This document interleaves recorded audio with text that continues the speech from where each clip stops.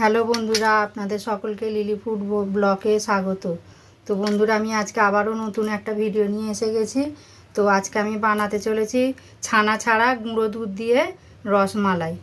তো আপনারা দেখুন আমি প্রথম থেকে শেষ পর্যন্ত কি কি করছি, তো আপনারা দেখতে থাকুন। তো আমি এই গুঁড়ো দুধটা, এখানে 100 গ্রাম গুঁড়ো দুধ আছে।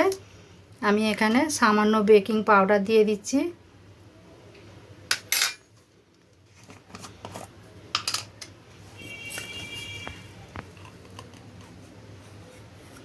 এখানে হাফ চামচ আমি দেশি ঘি দিয়ে দিচ্ছি।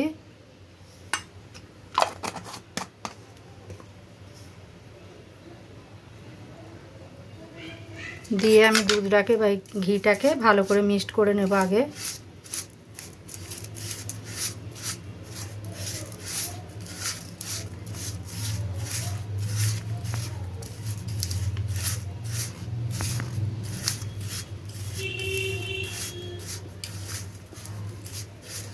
ঘিটা ভালোভাবে মিশে গেছে। আমি এখানে 2টো ডিম ফাটিয়ে আগে থেকে নিয়ে নিয়েছি। তো এই ডিমটা দিয়ে আমি এটাকে মাখাবো গুঁড়ো দুধটা।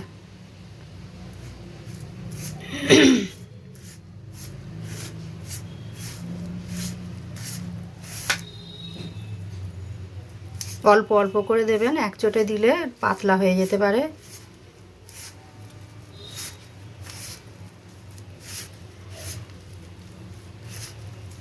এটা কিন্তু আঠালো আঠালো, এটা হাতে এরম লেগে যাবে, এটা পরে ঠিক হয়ে যাবে।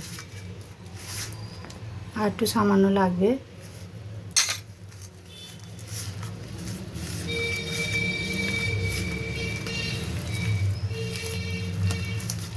এটা এখন আপনারা ভাববেন এত পাতলা হয়ে গেছে, এটাকে আমি এখন কিছুক্ষণ চাপা দিয়ে রেখে দেব, পরে এটা ঠিক সেট হয়ে যাবে। এটাকে আমি এখন চাপা দিয়ে রেখে দিচ্ছি 10 মিনিটের জন্য। তো বন্ধুরা, আমি 10 মিনিট পর আবার ফিরে এলাম। দেখে নিন কত সুন্দর এটা সেট হয়ে গেছে। বলেছিলাম না শক্ত হয়ে যাবে এটা। এটাকে আমি এখন হাতে একটু ঘি নেব, নিয়ে হাতে লাগাবো, নাহলে হাতে ঘি না দিলে হাতে লেগে যাবে। এটা ছোট ছোট করে এরম লেচি কেটে আলতু হাতে একদম খুব সুন্দর করে এইভাবে, যে যেরম পারবেন সে সেই আকারেই দিতে পারে, লম্বা আকার বা গোল আকার।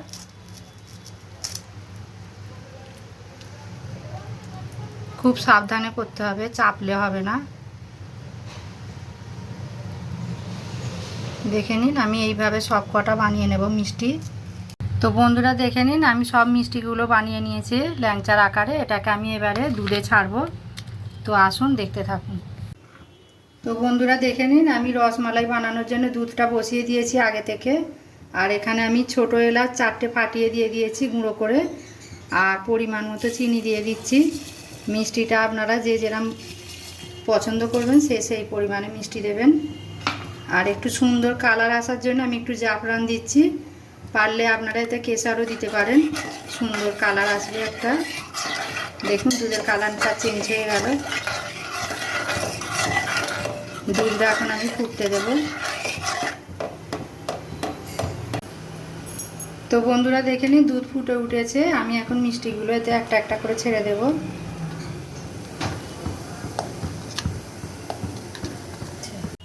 তো বন্ধুরা দেখে নিন ফুলে উঠেছে দেওয়ার সঙ্গে সঙ্গেই। দেখে নিন সব সুন্দরভাবে ফুটছে।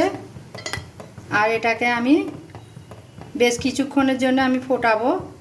আমি গ্যাসের ফ্লেমটা এখন লোতে করে দিচ্ছি। এটাকে আমি 10-15 মিনিট ফুটতে দেব। মাঝে মাঝে একটু এরকম হালকাভাবে নাড়াচাড়া করে দেব। আর এটা দেখবেন ফুলে ডবল হয়ে যাবে। দেখুন কত সুন্দর ফুলে উঠছে। তো বন্ধুরা দেখুন আমি 5 মিনিট পর আবার ফিরে এসেছি। দেখুন কত সুন্দর ফুলে গেছে, এগুলো ডবল হয়ে গেছে। এটাকে মাঝে মাঝে একবার করে গ্যাসটা জোরে করে দিতে হবে, আবার মাঝে মাঝে একটু লোতে করে দিতে হবে। দেখুন কত সুন্দর ভেসে উঠেছে।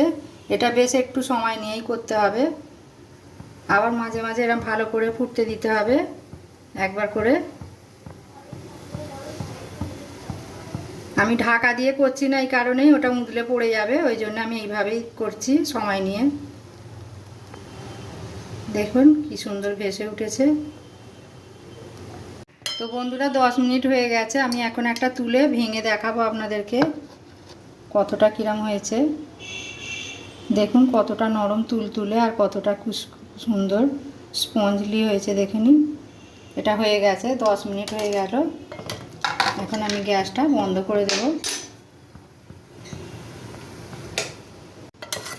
তো বন্ধুরা দেখে নিন আমার দুধ মালাই হয়ে গেছে, কত সুন্দর। আপনারা বাড়িতে সবাইকে এইভাবে বানিয়ে খাওয়াবেন, নিজেও খাবেন, বাড়ির সবাই খুশি হবে। আর আপনাদের যদি ভিডিওটা ভালো লেগে থাকে আপনারা লাইক, শেয়ার ও সাবস্ক্রাইব করে দেবেন।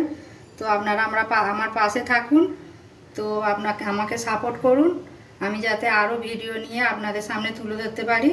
তো দেখা হচ্ছে আগামী পর্বে, আগামী দিনে নতুন কোনো ভিডিও নিয়ে।